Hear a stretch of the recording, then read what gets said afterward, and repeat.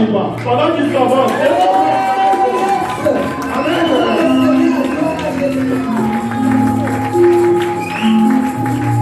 Alléluia. Alléluia. Alléluia. Alléluia. Il a dissipé son argent, il a vécu dans le péché bien comme il voulait. Et arrivé un moment où il n'y avait plus rien, les amis qui l'encourageaient, les gens qui étaient autour de lui, les gens qui le poussaient à faire des bêtises, ils ont disparu. Et il s'est retrouvé seul. Alléluia. Quand il va être seul, il va se rendre compte qu'il n'y a plus personne pour le nourrir. Maman n'est plus là, papa n'est plus là, les amis ne sont plus là. Il faut que je trouve un moyen pour m'en sortir. Et c'est comme cela qu'il va aller se mettre avec des pourceaux, des cochons. Alléluia. Tout le monde voit ce que c'est que les cochons. Les cochons, c'est parmi les animaux les plus sales qu'il y a sur la terre. Alléluia. Tu peux prendre un cochon, tu le laves, tu le parfumes. Il ne va pas être à l'aise. Tout ce qu'il veut, c'est retourner dans la boue, aller se ressalir. Alléluia. S'il voit encore des excréments, s'il voit encore du pipi, il va aller se jeter dedans. C'est là où il est heureux, c'est là où il est en paix, le cochon. Alléluia. Et ce fils prodigue-là, ce fils d'un dignitaire, ce fils d'un roi, il va se retrouver à travailler avec des pourceaux, avec des porcs. Et là où je voulais insister justement par rapport au passage aujourd'hui, c'est que quand il va se retrouver dans des porcs, au début il était à l'aise avec ces porcs, au début il était à l'aise avec les cochons, mais arrivé un moment il a dit, trop c'est trop. Alléluia. Il s'est rappelé que là ce n'est pas sa place. Il a pris conscience et il est reparti vers son Père. Alléluia. Alléluia. C'est sur ça que je veux insister aujourd'hui, c'est que le message aujourd'hui c'est que beaucoup d'entre nous chrétiens bien-aimés, nous sommes trop habitués au péché. Nous nous sommes trop habitués aux pourceaux. Nous nous sommes trop habitués même aux démons. Nous nous sommes trop habitués à la pauvreté. Nous nous sommes habitués à la maladie. Nous sommes tellement habitués au mal, bien-aimés, que des fois, nous faisons des choses et nous ne savons même plus si c'est mal ou si c'est bien. Alléluia.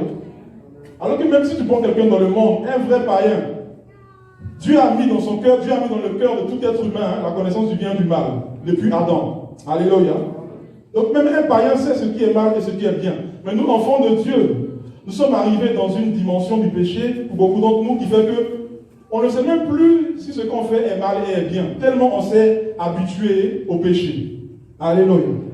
Et étant habitué au péché, il y a beaucoup de choses qu'on a perdues. Donc j'aimerais, par le passage aujourd'hui, insister, réveiller ceux-là qui sont encore endormis, qui puissent voir, qui puissent se rendre compte des dégâts que le péché fait dans nos vies. Alléluia.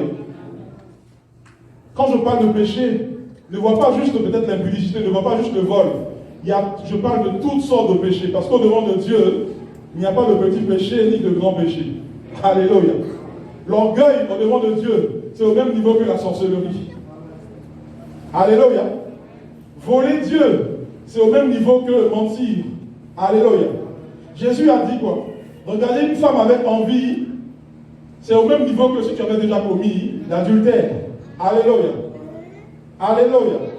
Donc j'aimerais passer quelques passages en revue, bien-aimés, et nous allons voir comment est-ce que Dieu voit le péché même par rapport à nous. Et comment est-ce que notre vie n'avance pas, notre vie patine, notre vie piétine, parce que nous sommes vraiment devenus habitués au péché. Amen. Premier passage que j'aimerais citer, c'est 1 Pierre 1, 18 au verset 19, où Pierre, c'est l'apôtre Pierre qui parle. Et il explique aux chrétiens même de son époque, donc de l'époque de Jésus, il leur explique. Dans 1 Pierre 1, 18 et 19. Mais est-ce que vous savez, est-ce que nous savons par quoi nous avons été rachetés?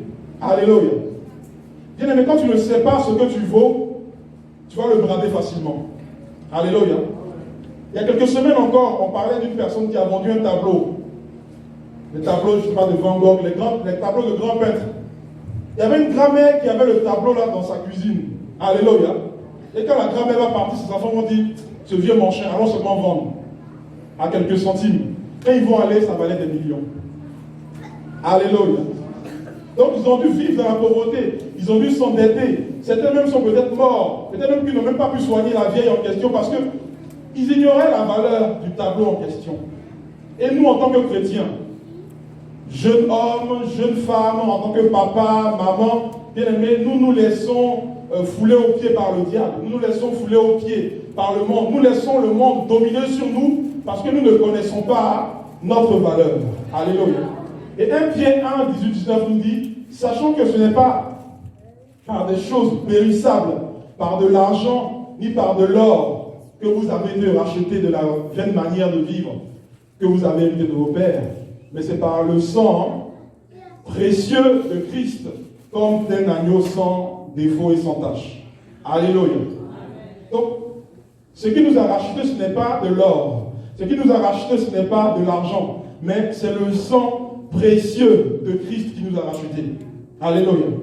Nous avons vu il y a 2-3 semaines le prix que Christ avait dû payer, le prix qu'il a payé, un lourd prix pour que nous soyons sauvés.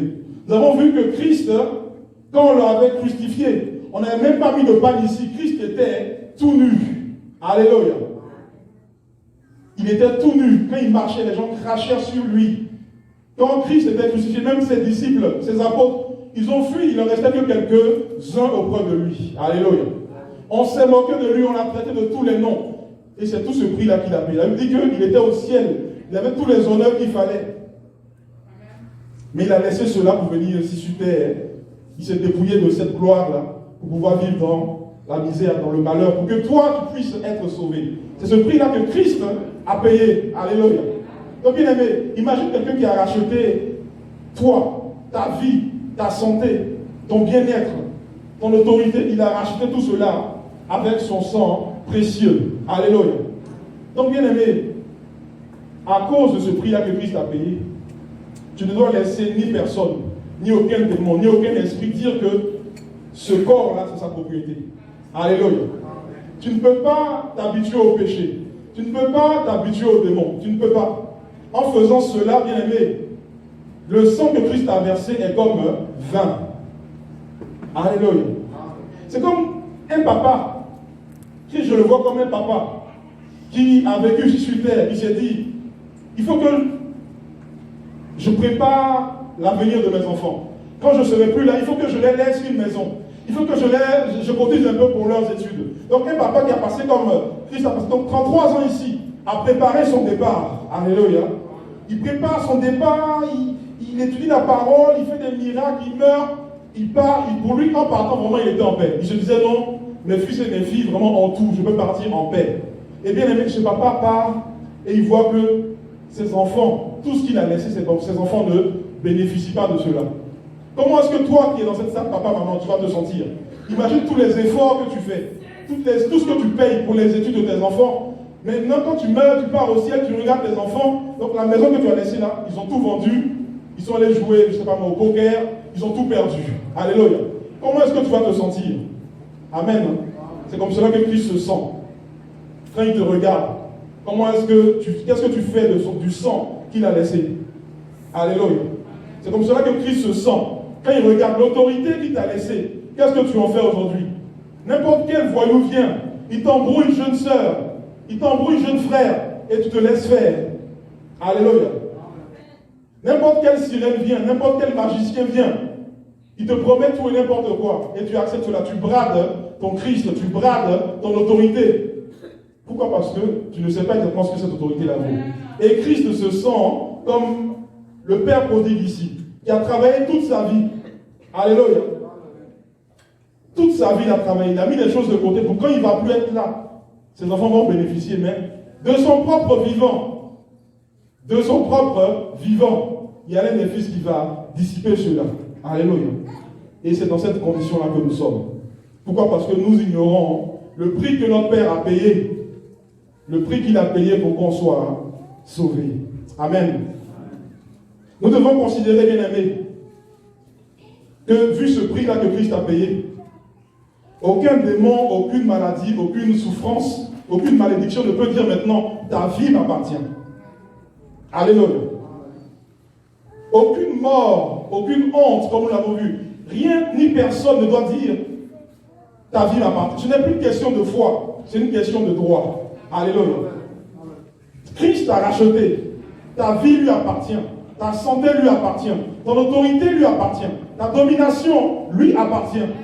Aucun esprit impur ne doit dire que ta vie m'appartient. Alléluia. Et les démons ne disent pas comme ça, ma vie t'appartient, ta vie m'appartient, ta vie m'appartient. Non. C'est dans la vie que tu manifestes, dans ton quotidien. Les gens qui regardent ta vie constatent que ta vie appartient à un démon. Alléluia.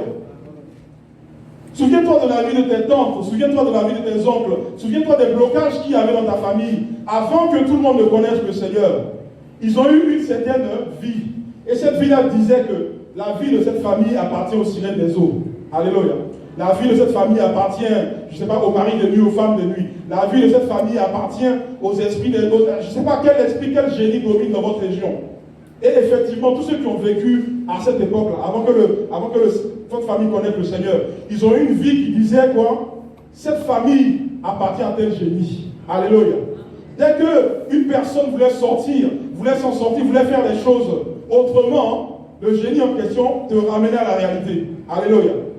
Alléluia. S'il y a un puissant, un démon, je ne sais pas qui dit que je suis marié à toutes les jeunes filles de cette famille, et s'il y a une jeune fille qui essayait de sortir, tout le monde constatait que la jeune fille revenait. Elle sortait du mariage, elle revenait dans la maison familiale. Alléluia. S'il y avait un homme qui épousait cette jeune fille-là, cet homme pouvait mourir. Alléluia. C'était des faits, c'était des choses qui montraient que non, la famille en question appartient au démon en question. Alléluia. Mais maintenant, nous sommes venus en Christ. Nous ne devons plus permettre cela. Alléluia. Je vous dis, ce n'est plus une question de foi, c'est une question de droit. C'est ton droit. Christ t'a racheté les mariages. Christ a racheté la santé. Christ a racheté ton bien-être. Il a racheté ta domination. Donc tu ne dois plus laisser un quelconque esprit, un quelconque démon dire que les choses de ta famille lui appartiennent. Et même s'il ne le dit pas avec sa bouche, s'il le manifeste, tu dois te lever dans la prière et aller lui arracher ce qu'il a pris. Alléluia. Les démons, les esprits mauvais, la pauvreté, bien aimée, on doit les considérer comme des squatteurs. Alléluia. Un squatteur, c'est bien aimé, maman, papa. Tu as construit ta maison, je ne sais pas, en Afrique, tu as construit ta maison en France ou au Canada. Tu laisses ta maison, tu dis non, je pars un peu ailleurs. Je voyage un peu. Je vais me relaxer. Alléluia. Tu pars pendant 3 mois, pendant ton absence, il y a des gens qui viennent, ils habitent dans cette maison-là. C'est chez eux. Alléluia. C'est ça qu'on appelle des squatteurs. Ils ne payent pas de loyer, ils ne payent pas d'impôts, ils ne lavent pas la maison. Vous savez dans quel état les squatteurs laissent une maison. Amen. Un squatteur ne prend jamais soin de la maison où il habite, qui n'est pas la sienne. Parce que ce n'est pas sa maison. Et il sait aussi en tant que squatteur que tôt ou tard le propriétaire va revenir. Alléluia. Beaucoup d'entre nous dans cette salle, nos finances sont habitées par des squatteurs. Alléluia. Alléluia. Nos mariages sont habités par des squatteurs. L'intelligence de nos enfants, la santé de nos enfants est habitée par des squatteurs. Alléluia. Parce que beaucoup d'entre nous, arrivé un moment, que ce soit nous, ou peut-être des personnes de nos familles, on était absents. On avait laissé la place à des génies, à des démons, à toutes sortes d'esprits. On leur avait laissé la place. Par des pratiquants, on ne connaissait pas Dieu. Amen.